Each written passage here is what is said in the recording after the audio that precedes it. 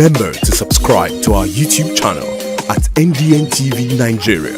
Click on the subscribe button and be the first to get notifications. As disquiet continues to surround the outcome of the Supreme Court ordered delineation exercise in Warri Federal Constituency, especially amongst the three dominant ethnic groups in the area, the Ijors, Ishekiris, and Urhobos, the National Security Advisor, NSA, Malam Nuhu Ribadu, recently invited leaders from the three ethnic groups to a meeting in his office in Abuja. The agenda of that meeting was maintaining peace in the Warri area. In spite of that meeting, tensions continue to rise among the three ethnic groups as some persons continue to beat the drums of war. Today we'll bring to you part 2 of a 5-part series documentary I wrote and produced as a young reporter with Africa Independent Television AIT on the devastating impact of the Warri crisis in 1997. This becomes necessary to dissuade those beating the drums of war today in Warri to take a look backwards and perhaps reconsider their stance. I apologize for the poor picture quality, which is a result of the age of the visuals and the format in which they were recorded and edited.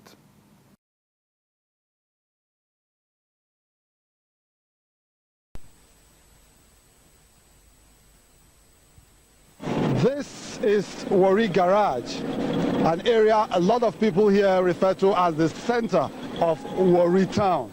And now you can see everybody going about his or her business because some amount of peace has returned to Warri town because of the presence of soldiers in the town. But everybody is still apprehensive because nobody knows what will happen the next minute. The fear of the next minute is based on the fact that the warring ethnic groups, Ijors and Ishekiris, have not been able to find a common ground on which to agree over the cause of the crisis, which is the relocation of the headquarters of Warri Southwest local government from Ogbi Ijo and Ijo town to Ogidigben and Ishekiri settlement. People do not also seem to have faith in the peace initiatives being embarked upon from different quarters, as peace moves made earlier were unsuccessful. Following the escalation of the crisis, the federal government some weeks ago sent Rear Admiral Festus Pobeni to mediate in the crisis. He met severally with the leaders of the warring groups. The Ishekiri group was led by Chief Mene Afejuku and JOS Ayomike, while Chief Edwin Clark and Chief Wellington Okrika led the Ijo team to meet with the Rear Admiral. Chief Benjamin Okumagba was at the head of the Urhobo team that met with Rear Admiral Pobeni. This effort was immediately boosted by the Delta State Administrator Colonel John Dung, who also met with the leaders of the warring groups at the Petroleum Training Institute, Efrun, near Warri. If we can intermarry, have children,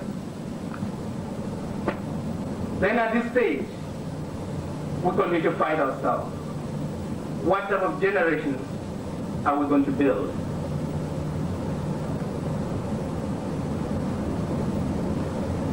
I'm sure we will all love to leave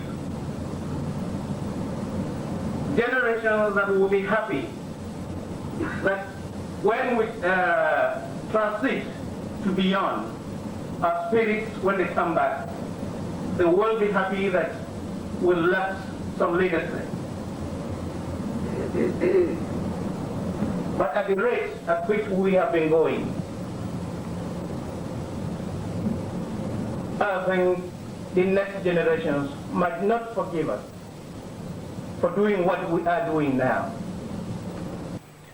These efforts could not instantly achieve peace, as fighting resumed in Warri town. At the same time, the military administrator was meeting with the leaders of the ethnic groups.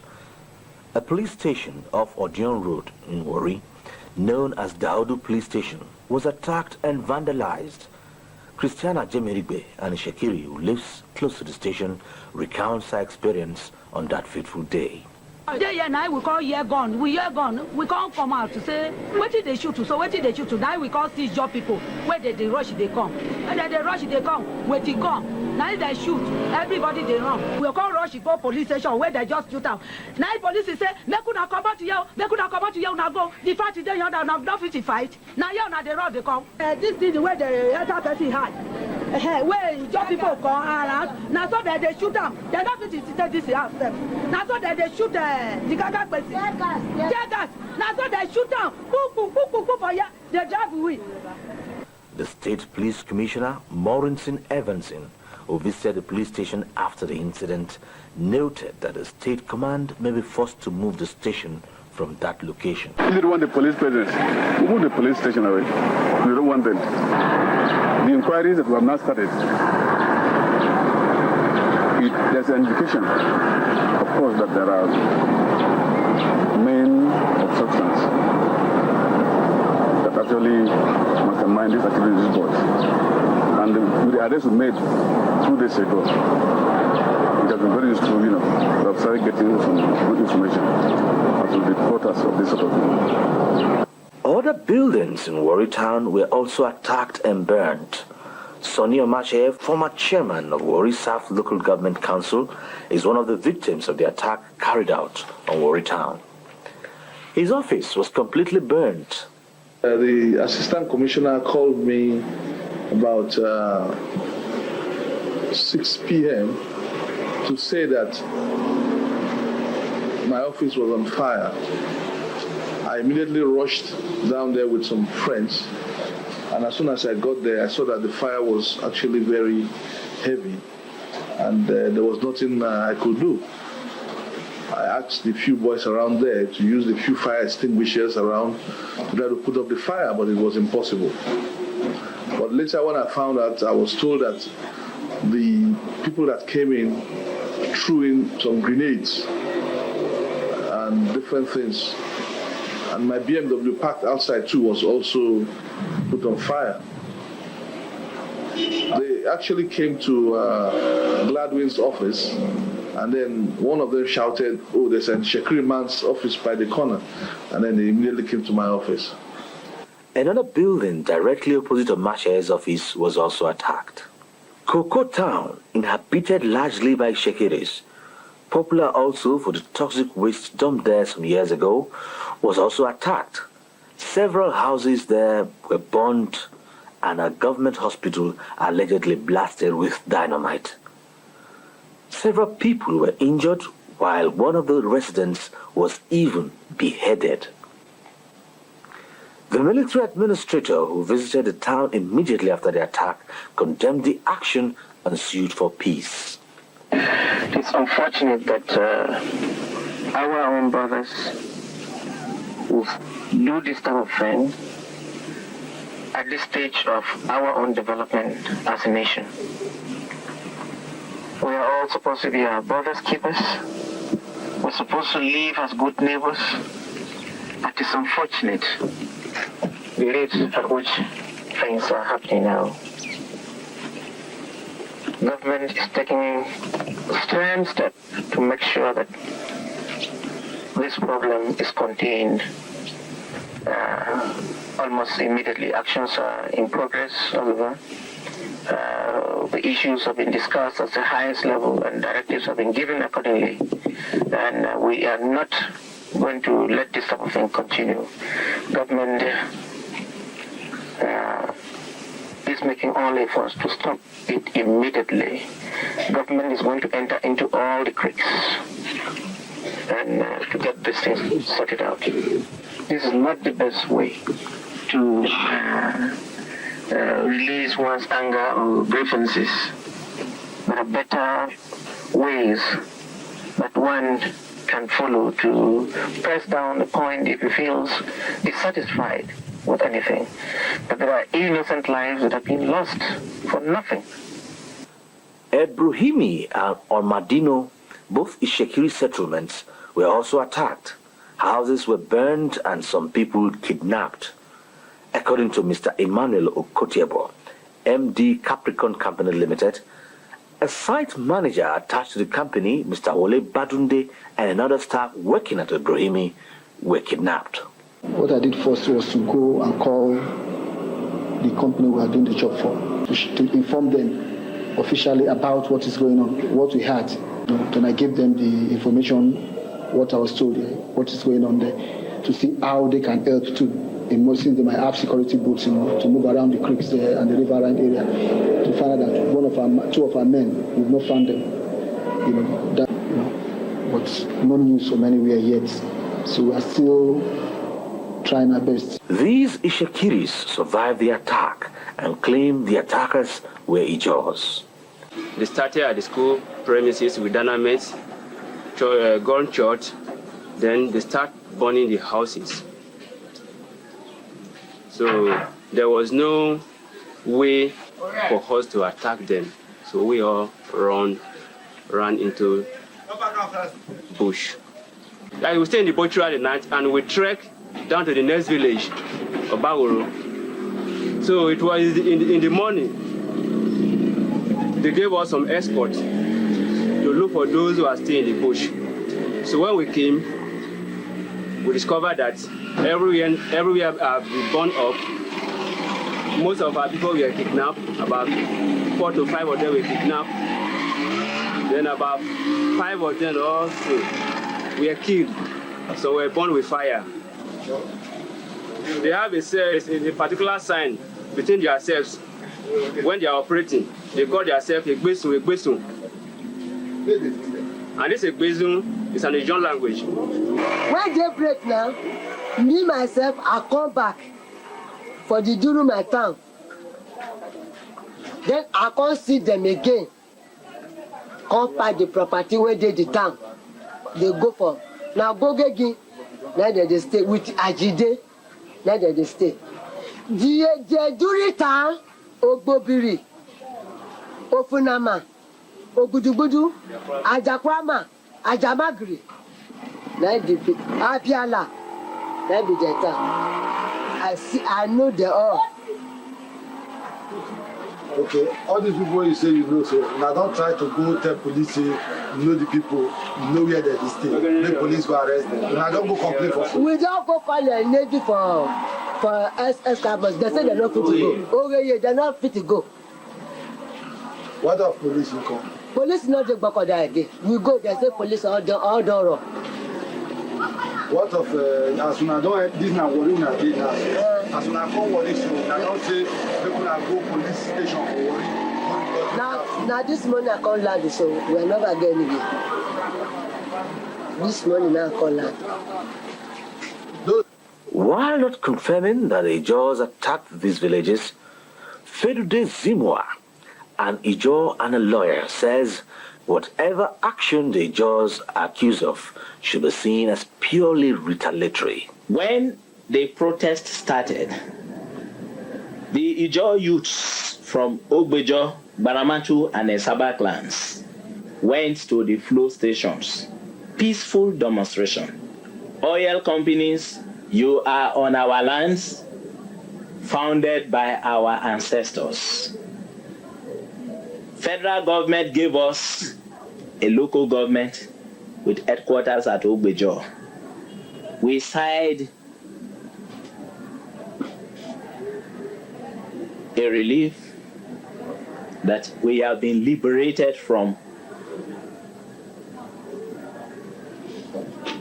Chekiri oppression. They have taken it back from us. Stop production. Tell the federal government that we are the owners of this place. That is where the flow stations are physically located. Tell them, stop production. Peaceful protest. These youths were not carrying any arms. They went alone. The next thing the boys saw was shooting at sight. That is the truth. So thereafter, they went to set the 2 bungalows of Chief Dr. Ike Clark, foremost national leader of the Ijaws, on fire. It was God that saved Chief Ike Clark. That same night, and I make bold to say it, that same night, an Ijaw man who was a night watchman to the premises of Nigeria Bar Association was killed in cold blood. It is painful. The word was here. If all the Ijaws must die in this process, we are prepared. Anything the Ijaws did was retaliatory. The Ijaw man, throughout the history of the world, are peace-loving, extremely hospitable, generous to a fault. Their passivity has been taken for timidity, primitivity. What do we call it? Okay. So that no form of violence was employed by the Ijaw youths. Author J.O.S. Ayomike Anishekiri denies that violence was started by the Shekiris. Call upon our people to stop this violence. And again, when I say we call upon our people to stop this violence, I want to make it clear that they didn't start any violence. December, government announced a local government arrangement, which they didn't suit them. I mean, the Shekiri people. While the Ijaws rejoiced, the Shekiris, they didn't fight. They didn't fight. What they did was that they resorted to the rule of law, made appeal to government that you've only created local government for 2 wards. That would not be right. Facts and figures were given. Historical details were supplied. Government committee considered the whole thing and discovered that what was done in December was not right. And they corrected it in March. This time, the Shekiri would have danced along the streets to rejoice. Again, they did not do that. They did not rejoice. So, we would think that people who now felt the government had lifted them up and allowed them to come down are the people who started the violence. So the Shekiri people have not, perpetrated any violence.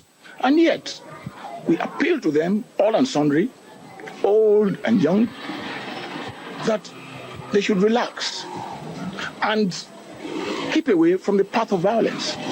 So I'm using this medium to call on all our brothers, Ijaw brothers and sisters, say, we will continue to live together because this is not the answer to it. While these attacks and counterattacks were going on, the federal government drafted 2 naval attack boats, NNS Ekpe and NNS Siri, to quell fighting in the waterways and the riverine communities. The captain of NNS Ekpe, Ayodele Adebayo, after patrolling the waterways, said the main waterways were safe. When I was on my road from the Focado, in fact, just around the Focados, everything there was calm and smooth. Also in Escravos, there was no problem, everything, the most ships are going with their normal routine duties, movements, and even the waterway from Ogidi Bay down to Burutu, from Burutu to Warri, see everybody in the waterways, the fishermen, the tolls, the oil barges were moving accordingly with no problems. So I can tell you, vividly, within this passage, everything was calm and safe.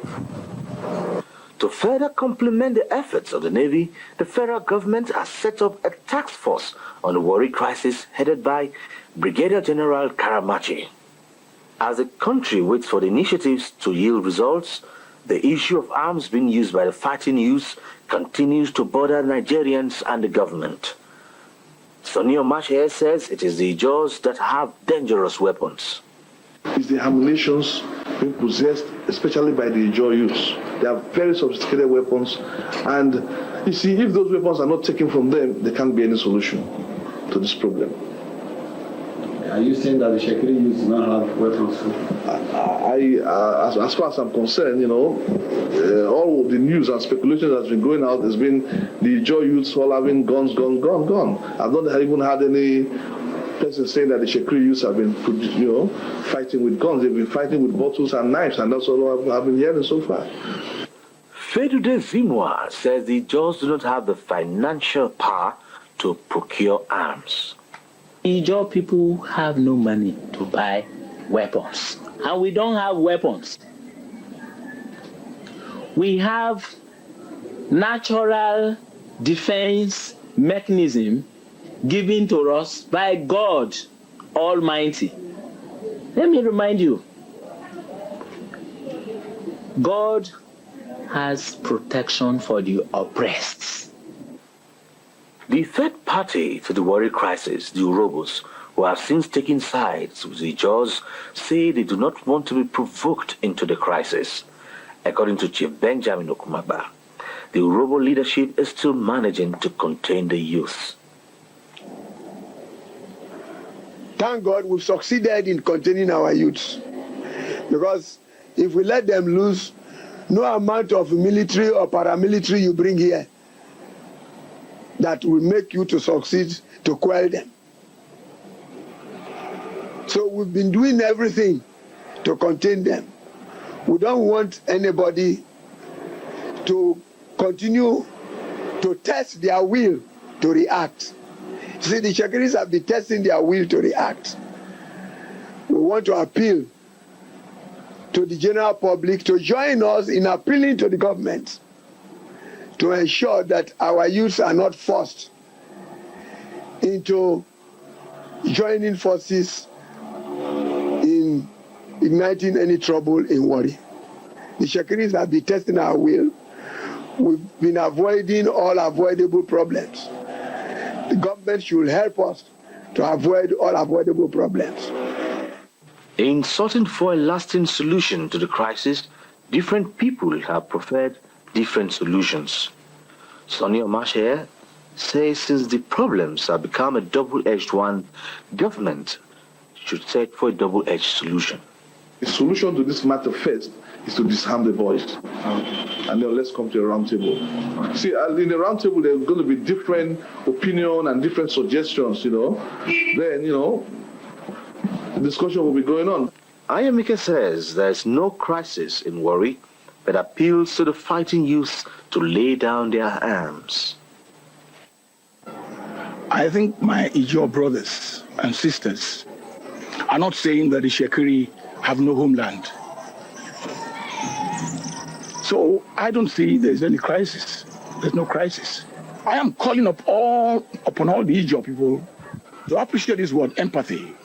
Enter into the feeling of the Shekiri, and they too to enter the feeling of the Ijaws. For as long as we live together, this give and take. Fedude Zimwa alleges that the Olu of Warri had misled the government by giving it wrong information, which influenced the relocation of the local government headquarters. He says government should be bold enough to tell the Olu off and give back the Ijaws their local government. Federal government is the father of the Shekiris and the Ijaws. So if two children are fighting, one fighting and the other protesting, the fighting force, the Shekiris, the protesting force, the Ijaws. Place your cards before the father. And then the father will look at it, oh look, you were wrong in attacking the Ijaws. The Ijaws are justified in protesting that injustice. And that is the decision we expect from the federal government. Chief Edwin Clark, an Ijaw leader, says all government needs to do is to implement the Justice Nnemeka Agu report, which recommends 3 local government councils for the 3 ethnic groups in Warri. The solution is for government to take into consideration all these factors and give the Ijaw people their council, give the Urhobo people their council, give the Shekiri their council. If they want to create 20 local government council for the Shekiri. Chief Benjamin Okumagba supports the idea of 3 separate local governments for the 3 ethnic groups. You create different councils for the different ethnic groups. Everybody will take care of itself. As government continues to painstakingly search for a lasting solution to the Warri crisis, it is instructive to mention here that only a lasting solution that takes into account the yearnings and aspirations of the three ethnic groups would restore peace.